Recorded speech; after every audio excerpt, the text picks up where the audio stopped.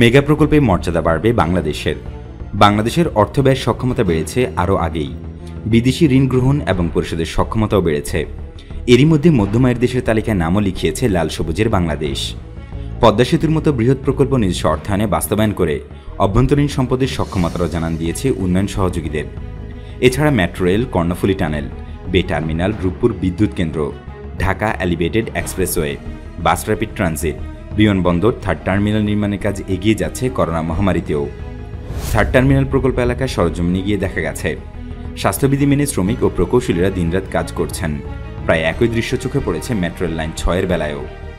আবার রিজার্ভ থেকে ঋণ দিয়ে বৈশ্বিক ঋণদানের ক্ষেত্রে অন্যান্য উচ্চতায় উঠতে যাচ্ছে বাংলাদেশ, যার মাধ্যমে ঋণ গ্রহীতা থেকে ঋণদাতার তালিকায় নাম লেখাতে যাচ্ছে দেশটি। শ্রীলঙ্কাকে $20 কোটি ঋণ দিতে প্রায় সব ধরনের প্রস্তুতি সম্পন্ন করেছে বাংলাদেশের কেন্দ্রীয় ব্যাংক। আবার রিজার্ভেরই একটি অংশ ব্যয় করা হবে অবকাঠামো খাত নির্মাণে।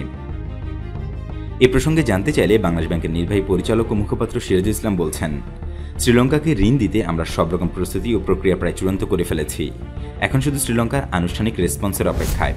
তারা চাইলে তাদের চাওয়া সময় অনুযায়ী এই লেনদেন সম্পন্ন হবে। তিনি আরও জানান, এটি অবশ্যই আমাদের দেশের জন্য গর্বের বিষয়। শুধু তাই নয়, এটি বাংলাদেশের বৈদেশিক ঋণ মানের জন্য একটি বড় ধরনের ইতিবাচক মাইলফলকও। একসময় আমরা শুধু বিদেশি সংস্থা বা দেশের কাছ থেকে ঋণ নিতাম, সেদিন বদলে গেছে। আমাদের সক্ষমতা বেড়েছে, বিশেষ করে অর্থনৈতিক সক্ষমতায় আমরা এখন অনেকের কাছে অনুকরণীয়। এদিকে করোনা মহামারীতে যেখানে উন্নত বিশ্বের বহু দেশ বিপর্যস্ত, সেখানে বাংলাদেশের অর্থনীতি তার সক্ষমতার জানান দিচ্ছে। প্রথম ঢেউয়ের ধাক্কা ঠিকমতো সামলে নিয়ে এখন দ্বিতীয়, তৃতীয় ঢেউয়ের ধাক্কাও সামাল দিচ্ছে। সরকার সংশ্লিষ্ট ও বিশেষজ্ঞরা বলছেন, এসব মেগা প্রকল্প বাস্তবায়ন করতে পারলে বিশ্ব দরবারে বাংলাদেশের মর্যাদা অনেকখানি বাড়বে। যোগাযোগ ও অবকাঠামো খাতে আনবে আমূল পরিবর্তন।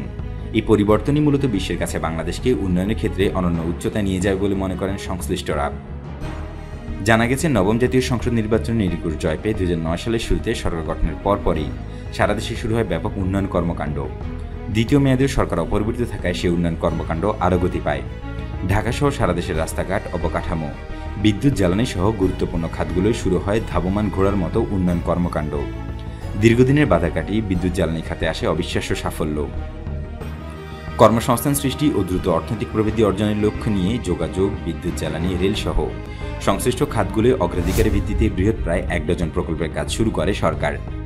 এগিয়ে যাচ্ছিল বেশ দ্রুত গতিতে। তরতর করে বাড়তে থাকে দেশের মানুষের মাথাপিছু আয় ও জিডিপির প্রবৃদ্ধি। কিন্তু গত বছরের প্রথম দিকে সারা বিশ্বে শুরু হয় কোভিড-19 মহামারী। এর ফলে বাংলাদেশের অর্থনীতিতেও নেমে আসে বিপর্যয়। 1.5 বছর ধরে চলমান এই মহামারীর কারণে মেগা প্রকল্পগুলোর কাজ কিছুটা গতি স্থমিত হলেও কঠোর বিধিনিষেধের মধ্যেও স্বাস্থ্যবিধি মেনেই চলছে এই প্রকল্পগুলোর কাজ। বহুল আলোচিত পদ্মা সেতু ও মেট্রো রেলের কাজে রয়েছে উল্লেখযোগ্য অগ্রগতি। গত জুন পর্যন্ত মেট্রো রেল লাইন 6-এর কাজের সার্বিক অগ্রগতি হয়েছে 67.63%, আর পদ্মা সেতুর প্রকল্পের কাজের অগ্রগতি প্রায় 93%-এর বেশি। আশা করা হচ্ছে নির্দিষ্ট সময়ের মধ্যে যান চলাচলের জন্য খুলে দেওয়া হবে পদ্মা সেতু। করোনা মহামারীর দ্বিতীয় ঢেউয়ের মধ্যেও থেমে নেই কর্ণফুলী নদীর তলদেশে বাংলাদেশের প্রথম টানেল তৈরির কাজ। করোনা মহামারীর মধ্যে নির্মাণ সামগ্রী সরবরাহে বিঘ্ন, শ্রমিক সংকট সহ নানা প্রতিবন্ধকতা সত্ত্বেও এগিয়ে চলেছে কর্ণফুলী টানেলের নির্মাণ কাজ। স্বাভাবিক সময়ের চেয়ে কাজের গতি কিছুটা শ্লথ হলেও নির্ধারিত সময়ের মধ্যে যান চলাচলের জন্য উপযোগী করা নিয়ে আশাবাদী প্রকল্প সংশ্লিষ্টরা। এরই মধ্যে মেগা এই প্রকল্পের সার্বিক কাজের অগ্রগতি প্রায় 70%। কর্ণফুলী টানেলের প্রকল্প পরিচালক বলছেন, করোনার দ্বিতীয় ঢেউয়ের মধ্যে স্বাভাবিক সময়ের মতো কাজের অগ্রগতি হচ্ছে না। করোনার কারণে নির্ধারিত সময়ে প্রয়োজনীয় নির্মাণ সামগ্রীও আসছে না।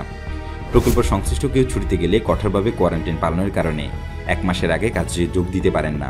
সব মিলিয়ে কাজের গতি কিছুটা শ্লথ হয়েছে, তবে প্রচেষ্টা রয়েছে দ্রুততার সঙ্গে প্রকল্পের কাজ শেষ করার। বাস র্যাপিড ট্রানজিট বা বিআরটি প্রকল্পের সার্বিক অগ্রগতি সেপ্টেম্বর পর্যন্ত 35%-এর মতো। এই প্রকল্পের মেয়াদ জুন 2022 পর্যন্ত বৃদ্ধির বিষয়ে পরিকল্পনা কমিশনের অনুমোদন পাওয়া গেছে। এছাড়া প্রকল্পের ডিপিপি সংশোধনের বিষয়ে সড়ক ও জনপথ অধিদপ্তরকে সার্বিক সহযোগিতা প্রদান করা হচ্ছে বলে সেতু বিভাগ সূত্রে জানা গেছে। পিছিয়েছে ঢাকা আশুলিয়া এলিভেটেড এক্সপ্রেসওয়ে প্রকল্পের নির্মাণ কাজও। এ বিষয়ে বাংলাদেশ ব্যাংকের সাবেক গভর্নর বলছেন, অবকাঠামো উন্নয়নের ক্ষেত্রে বাংলাদেশ দ্রুত গতিতে এগিয়ে চলছে। এছাড়া অর্থনৈতিক উন্নয়ন ও দারিদ্র্য বিমোচনের ক্ষেত্রে বাংলাদেশ বিশ্বের অনেক দেশের জন্য অনুকরণীয়। ফলে এসব মেগা প্রকল্প সমাপ্ত হলে বহির্বিশ্বের কাছে দেশের ভাবমূর্তি অনেক উজ্জ্বল হবে, যা বাংলাদেশকে এক অনন্য মর্যাদার আসনে নিয়ে যাবে। এদিকে দীর্ঘ অপেক্ষার পর অবশেষে আলোর মুখ দেখছে প্রস্তাবিত বঙ্গবন্ধু রেল সেতু। আগামী মাসে এই প্রকল্পের ভিত্তিপ্রস্তর স্থাপন করতে যাচ্ছেন প্রধানমন্ত্রী শেখ হাসিনা।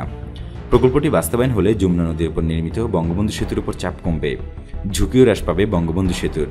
বর্তমানে বঙ্গবন্ধু সেতুর উপর দিয়ে সমান্তরালভাবে গাড়ি ও রেল চলাচল করে, যা বেশ ঝুঁকিপূর্ণ। এজন্যই খুব ধীরগতিতে চলে রেল কোচ। শুধু তাই নয়, সেতুর দুই প্রান্তেই চলাচলের আগে বিরতি দিয়ে ইঞ্জিন চেক করতে হয় কোচগুলোর। বর্তমানে ওই সেতুতে অনুমোদিত গতিবেগ ঘন্টায় প্রায় 20 কিলোমিটার। ফলে একটি ট্রেনের সেতুর পূর্বে পাশের স্টেশন থেকে পশ্চিম পাশের স্টেশনে যেতে প্রায় আধা ঘন্টা লাগে। কিন্তু যমুনা নদীর ওপর পৃথকভাবে বঙ্গবন্ধু রেল সেতু নির্মাণ হলে সে ঝুঁকি আর থাকবে না। কমে আসবে ভ্রমণকাল, এতে যাত্রীদের সময় সাশ্রয় হবে, জ্বালানি খরচও কমবে রেল বিভাগের। একই সঙ্গে উত্তরবঙ্গ থেকে পণ্য পরিবহনের ব্যবস্থা সহজ হবে, কমবে পণ্য পরিবহন খরচ, যা ওই অঞ্চলের অর্থনৈতিক পরিস্থিতি ও সামাজিক জীবনযাত্রায় ইতিবাচক পরিবর্তন আনবে। এটা দেশের সামরিক অর্থনীতিতেও গুরুত্বপূর্ণ অবদান রাখবে বলে মনে করছে সরকার।